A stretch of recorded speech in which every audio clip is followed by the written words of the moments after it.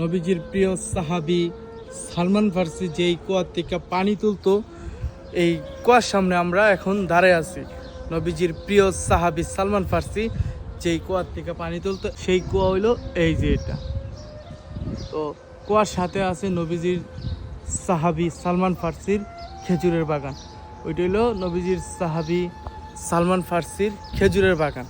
তো ওই জায়গায় নবীজির সাহাবী সালমান ফার্সির খেজুরের বাগানও আছে, এবং যেই কুয়ার থেকে পানি তুলতো এই কুয়াও আছে।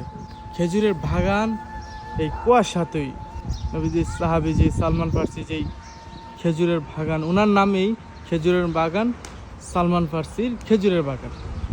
তো এটা দেখতেছেন আপনারা নবীজির সাহাবী সালমান ফার্সির কুয়া এবং খেজুরের বাগান। আমরা এই জায়গায় ঘুরতে আইছি, আলহামদুলিল্লাহ আমাদের কাছে অনেক ভালো লাগতেছে। যারা মদিনাতে আসবেন তারা আইসা দেখতে পারবেন নবীজির সাহাবী সালমান ফার্সির কুয়া এবং খেজুরের বাগান। তো আপনারা ভিডিওটা বেশি করে শেয়ার করে দেবেন।